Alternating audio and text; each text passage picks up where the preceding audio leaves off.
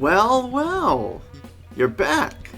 I can see you're back again. You want some more game reviews, right? You want more? Well, welcome back to TTBurger Game Reviews, and I'm your host, Tony.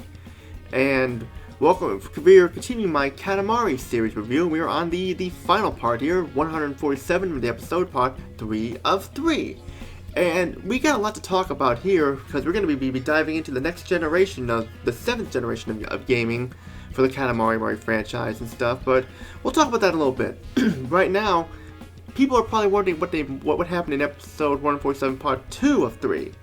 Well, you've come to the right place, because I can't show you the whole episode right now because we're in the final part, but I can show you this, a TTBurger recap to show you all what you missed. As I took a look at, we love Katamari for the PlayStation 2, we gave it a 9 out of 10. It was an improvement over the first game, like with some of the controls and everything like that, but the game still felt pretty short and more.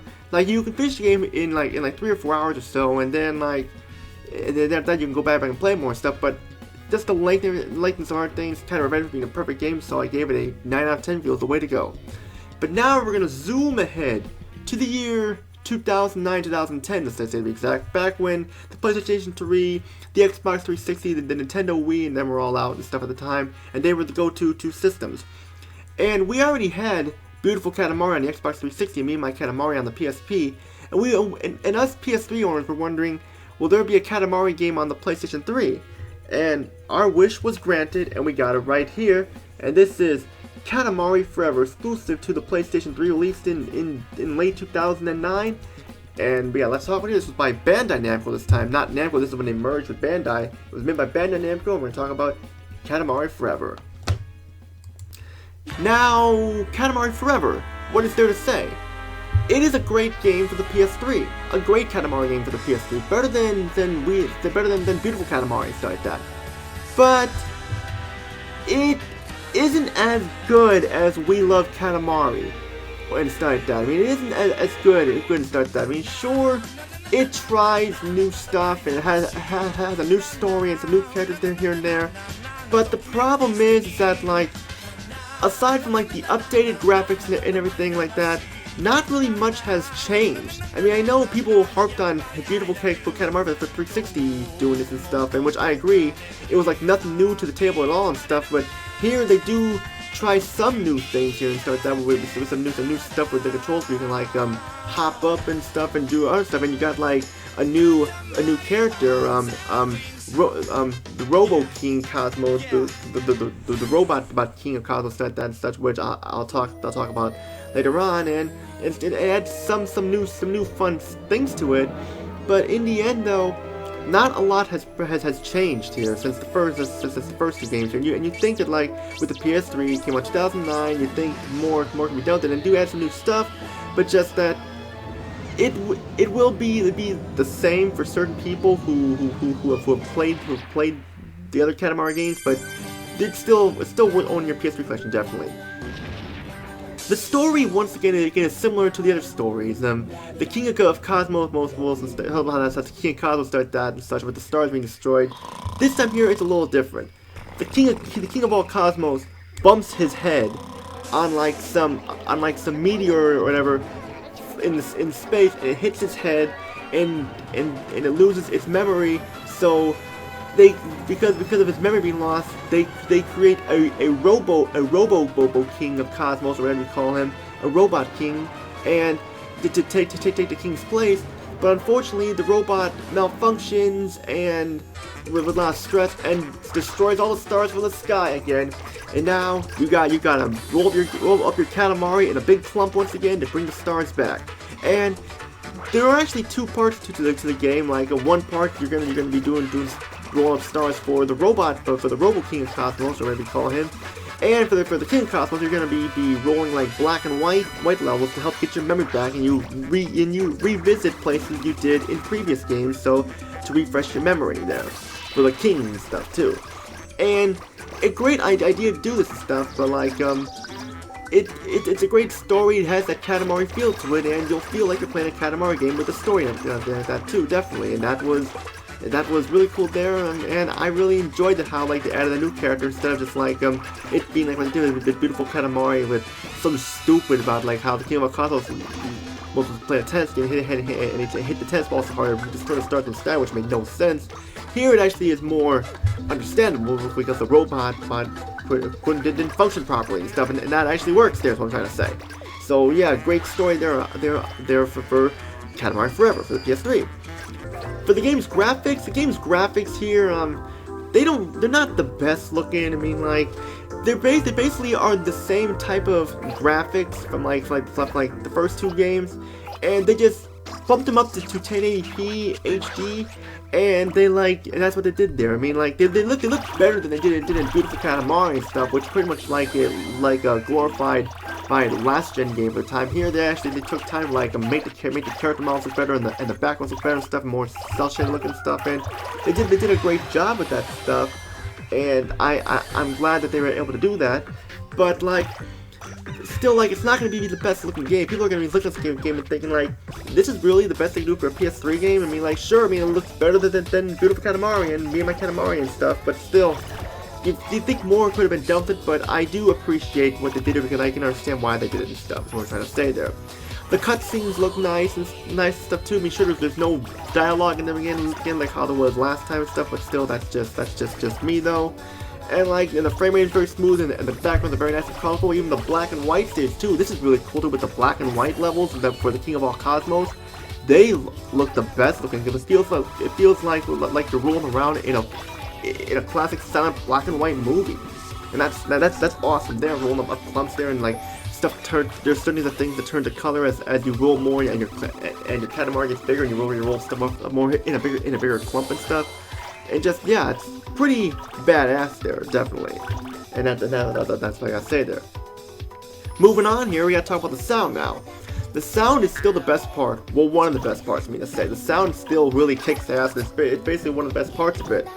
There's no English voice acting at all in this one. Like in Katamari Damacy, you had like the voice acting from that family and stuff like that, and then you had like in Real Katamari, you had the narrator from the opening cutscene doing the voice acting and stuff.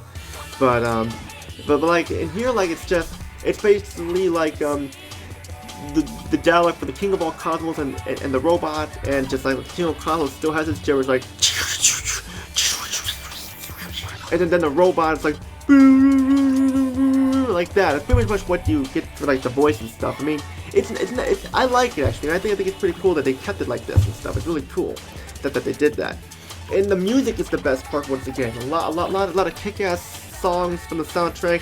Some of them are remixes from like the first two games or the other games and stuff. And here, the sound is awesome. In fact, like there was actually a song that was in this game that was used in the game Ridge Racer for the PlayStation Portable, but with like different lyrics to match the Katamari style and stuff, and that's pretty cool there. I mean, I'm not gonna play the song right now because this is a review, but you can find it on YouTube and stuff, and you'll know what song I'm talking about. Those of you who played Ridge Racer for the PSP and the Katamari games and are big Namco fans like me, yeah, you'll realize that there was a song similar to in Ridge Racer for the PSP, and this one too, just with different lyrics and stuff. So I had to point that out there because I noticed that me being a fan of those games and Namco, I had to point it out there. But like let's say if I gotta say the sound, let's get into the gameplay here.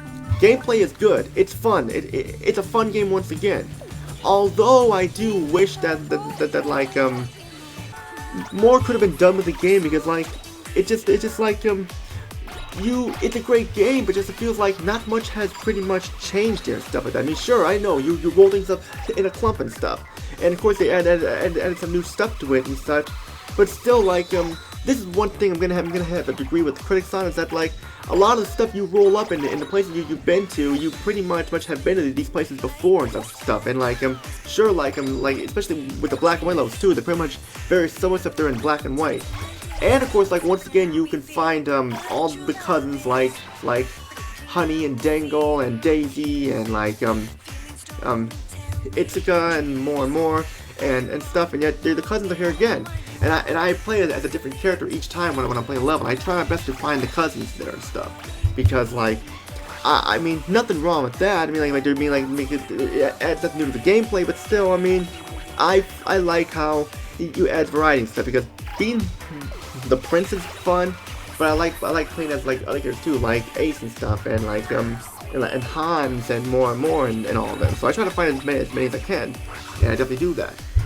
And like, of course, like the game is simple with the controls. You pretty much just use the 2 analog sticks to move and roll, and you got a 6-axis tilt vector. If you press up, if you move it up with the 6-axis, you'll hop up to reach high places. And very nice feature to have there and stuff. Very nice feature. And of course, like you'll be rolling around in a bunch of different places. Like you'll be rolling around like the candy factory, your room, and stuff like that. Like a gingerbread house and stuff, and like a big variety of them, like how it was in the last game, definitely. And that's very cool there. And like, I like the little hub thing with the level stuff. It's a storybook this time. Like in the first one, with Katamari Damacy, you were on a planet. The second one, you go through a town talking to people. But in this one, you go to like the storybook village, where you talk to the King of all Cosmos, or the Robo King and stuff. And you pretty much just go around doing that. And like, that's pretty much what you do with the Robo King. And like the Robo King Cosmos, and that's what you do there. And like, they give you different ones. Like Robo King has you make a star, and while the King of all Cosmos try to send you back to memory levels to try and bring back his memory of Katamari and such, because after he hit his head, he lost his memory, and they lost their memories too because of him. There's like, he doesn't remember much about Katamari because of it, and that's what you do there. My main complaint about Katamari Forever is that, once again, it's a short game. 3 to 4 hours stuff once again, and you think that like, this is on the PlayStation 3, you think they'd make the game longer, but still, it's a short game once again, and you can go back and stuff to replay and play the level stuff to get a high score. But yeah, it's still disappointing that the game is still short though. This is my opinion. Like, it's still a short game, but like, it's fun though. So I mean, it's a fun game. It'd be different if it was like every single freaking Call of Duty game that's the same boring thing, same boring short campaign all the time, start that and such, or if it was like Madden or any sport game that's over the minutes aside, minutes that you're playing the game or so, that's different. But here, it's fun, so yeah, like that's the thing there. But like, don't get me wrong, I had fun with this game. I just wish more could have been done with it, because like, this was a next gen console. And like, you pretty much rolled up a lot of the same stuff before in other games, and just sure, like, you get the cousins there and stuff like that too, but just that it's a good game. Just you'll be a little disappointed that you're expecting something new, and you don't get really much new and stuff. I mean, still the fun game when you roll up in the big clumper still, but like, it's not gonna get you a higher score than We Love Katamari. So We Love Katamari is still the best Katamari game. Here, this one, while it's good, just more could have been done with it. What I'm trying to say there. My final thoughts here are, if you want some Katamari action on your PlayStation 3, pick up Katamari Forever. Sure, I mean, like, it's not as good as the first 2 games stuff, but still with owning in your collection of Katamari games. Definitely. Due to the complaints I have with the game, the score I'll be given is an 8 out of 10. I know it's a lower score than the other games, but still, it's the best score worth having, because like, it's a good game, just more could have been done with this one, I'm trying to say, especially for a next gen generation video game. And yeah, I still definitely pick this up. Still definitely pick it up if you want the Katamari in your consoles. And that's pretty much all I gotta say for my Katamari series review. I know there's me and my Katamari for the PSP and Beautiful Katamari and Xbox 360, but like I said, I don't own those consoles and stuff, so I can't review them. So if you want to play them, go ahead. But just that I heard that like they weren't as good as these games that I talked about. And that's pretty much all I gotta say here. Thank you for watching my Katamari franchise review. My first 3 parts here. That was 147 and 148. What will episode 148 offer for us? Well, you'll have to find out. Will it be another multiple review? Will it be a single part review? Will it be something like that? Well, you'll have to find out, because there's a lot of games to review to talk about, and you'll have to find out and stuff. That's pretty much all I gotta say here. Feel free to subscribe, like the video, comment down below, join my Discord group, TTBurger Gaming Snack. Always looking for more people to join. Links in the description below, along with links to parts 1 and 2 of my Katamari series review are in the description as well. And also for more people to join, and just do that. And I should mention that like I will be making some remasters of my older videos in the future. I know I keep saying I will do that. I just saying I promise I'll do that. It's just that I promise I'll do that. So I'm trying to say that I promise. And that's pretty much all I gotta say for my Katamari franchise review. Stay tuned to the next episode. What will it hold? That's all I gotta say. It's Tony. Peace out. Have a great day. See you all in episode 148, part 1 of whatever I do. Peace out.